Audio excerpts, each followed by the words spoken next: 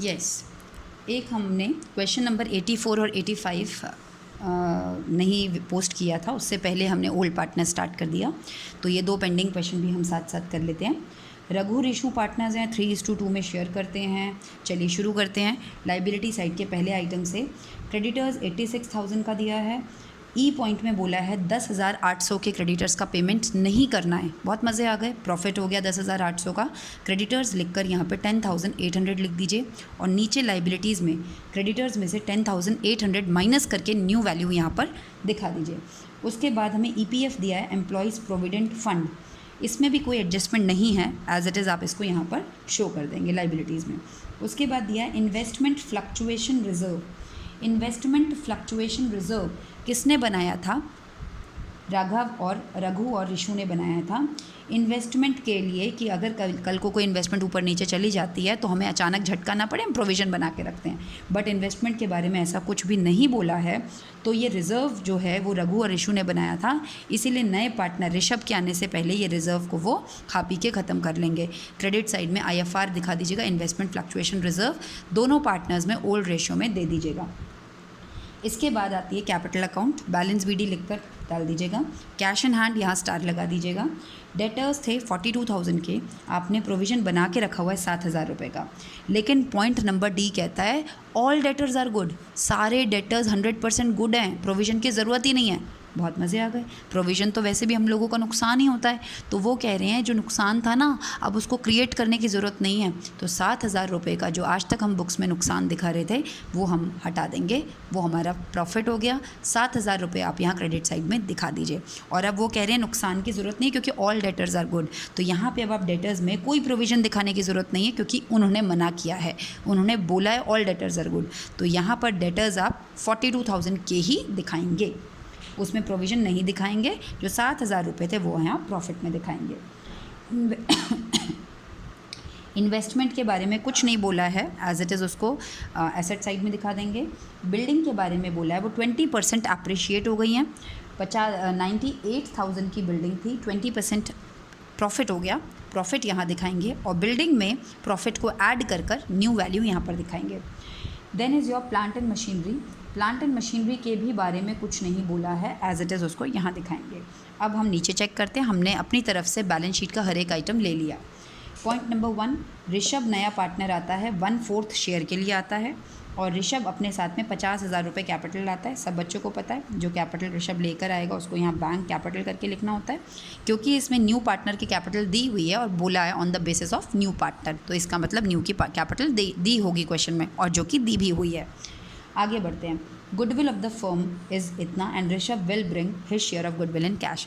ऋषभ के आने पर हमने बोला ऋषभ भैया ऐसा है, फर्म की गुडविल 42,000 है, आप अपना शेयर लेते आइए।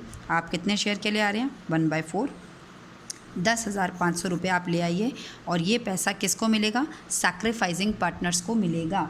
ठीक है, अब सैक्रिफाइसिंग पार्टनर्स कैसे निकालते हैं? Old minus new. इस क्वेश्चन में आपको ओल्ड और न्यू दोनों रेशियो दिए हैं, इसलिए हमें कैलकुलेट करनी पड़ेगी। Old minus new, old minus new, ऐसा करने पर सैक्रिफाइसिंग रेशियो 2:3 आया और ये आपने 7 और ये 3,500 जो भी है, ये हमने 10,500 को 2:3 में डिस्ट्रीब्यूट कर दिया, दैट इज़ 4,200 एंड 6,300। ये पैसा इन दोनों को दे देंगे, प्रीमियम आपको पता ही है, यहाँ लिख दिया। ठीक है, अब इसके बाद हम बात करते हैं, गुडविल हमने कर लिया, बिल्डिंग हमने कर लिया, ऑल डेटर्स गुड हमने कर लिया, क्रेडिटर्स हमने कर लिया, न्यू PSR का यूज़ हमने कर लिया। G point capital of Raghu and Rishu will be adjusted on the basis of, ठीक है। और हमें ध्यान क्या रखना होता है, जो डेफिशिएंसीज आएंगी वो हम कैसे पूरी करते हैं, हमने आपको बताया था 2 तरह से, या तो कैश बैंक से या फिर करंट अकाउंट से। क्वेश्चन में लिखा हुआ है कैश से पूरी करनी है, ठीक है। तो सबसे पहले रिवैल्यूएशन क्लोज करेंगे, प्रॉफिट एंड लॉस को पार्टनर्स में ट्रांसफ़र करेंगे और उसके बाद वाला स्टेप अच्छे से आपको क्लियर किया था आपने। सबसे पहला स्टेप नंबर 1 होता है टोटल कैपिटल निकालना।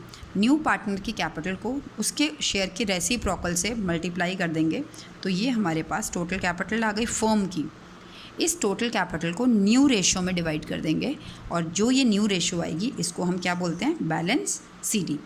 2 lakhs को अगर मैं 2:1:1 में डिवाइड करती हूँ,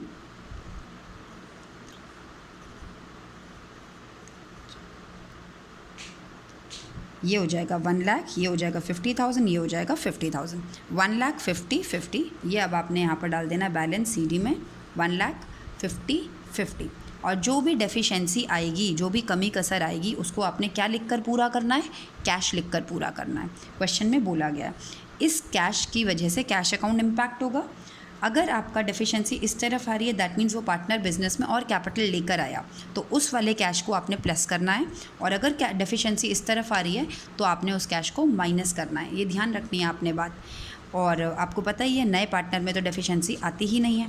अब यहाँ पे मैं बात करती हूँ, ये बैलेंस CD आपका कैपिटल अकाउंट में उतर जाता है।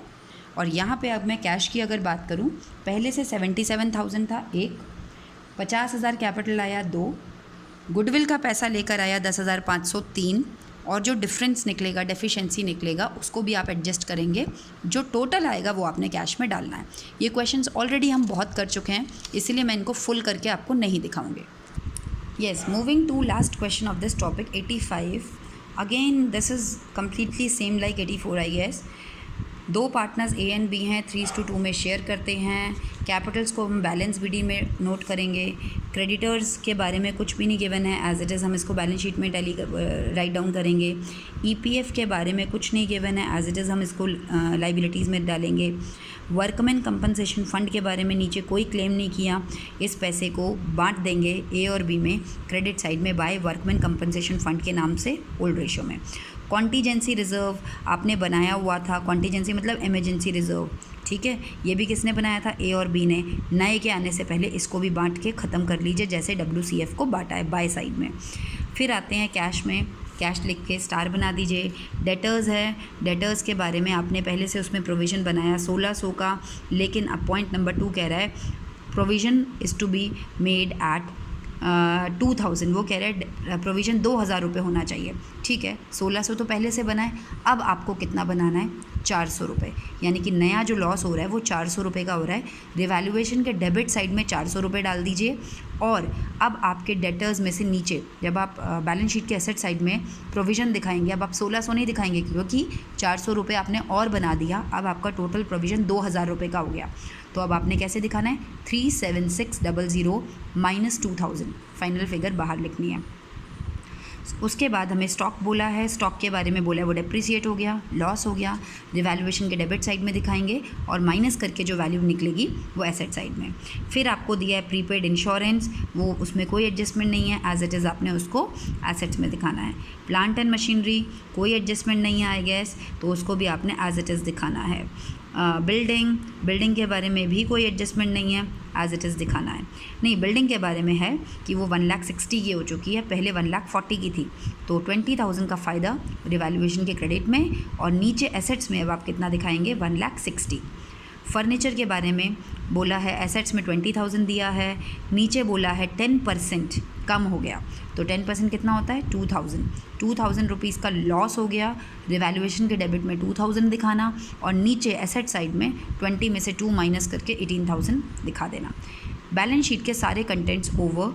अब आ जाते हैं नीचे। C पार्टनर है, 64,000 रुपीज़ कैपिटल लेकर आया, कैपिटल अकाउंट में दिखा दीजिए क्रेडिट साइड में C के बाय बैंक करके 64,000। 15,000 रुपये प्रीमियम के लिए भी लेकर आया, तो प्रीमियम आपको पता है क्या करते हैं? प्रीमियम का पैसा हम सैक्रिफाइसिंग पार्टनर्स में बांटते हैं। इस क्वेश्चन में आपको ओल्ड और न्यू दोनों रेशो दिए हैं, इसलिए सैक्रिफाइसिंग आपको निकालनी पड़ेगी। सैक्रिफाइसिंग रेशो में आपने प्रीमियम के पैसे को बांट दिया। क्लियर? अब हम आ जाते हैं नीचे पॉइंट्स पर। हमने एक एक पॉइंट स्टॉक कर लिया, प्रोविज़न फॉर डाउटफुल डेट्स कर लिया, फर्नीचर कर लिया, बिल्डिंग कर लिया। अब सीधा पॉइंट नंबर 5 जो कि बहुत इजी है, capitals of A and B were to be adjusted on the basis of C's capital by bringing in or paying of cash. तो साफ साफ बोला अकॉर्डिंग टू C करना है। अभी जस्ट नाउ, इससे पहले हमने अभी डिस्कस किया था कि कैसे करना है। C जितनी कैपिटल लाया, ये 86 की बात कर रही हूँ, 84 की बात कर रही हूँ, आपने 85 में भी यही करना है। C जो कैपिटल लाया इंटू रेसिप्रोकल ऑफ शेयर, जो आएगा, जो भी आएगी सी कैपिटल आया, reciprocal of A share, total capital को तीनों पार्टनर्स में न्यू रेशो में डिवाइड करना है और उसको हमने किस नाम से लिखना है, बैलेंस CD के नाम से। यहाँ लिख दिया, पर दोनों साइड अभी मैच नहीं हो रहे हैं, डिफरेंस निकलेगा। डिफरेंस कहाँ से पूरा किया जाता है, दो जगह से। पहला डिफरेंस पूरा किया जाता है कैश अकाउंट से अगर बोला हो, और अगर बोला हो तो करंट अकाउंट से। दोनों में बता रखा होगा, अगर नहीं बता रखा होगा तो आपने कैश से पूरा करना है, लेकिन इस क्वेश्चन में वैसे भी बोला हुआ है कैश से पूरा करेंगे, उससे आपका कैश अकाउंट इफेक्ट होगा। आप कर सकते हैं, डाउट आएगा तो क्लास में पूछ सकते हैं। ओके बेटा।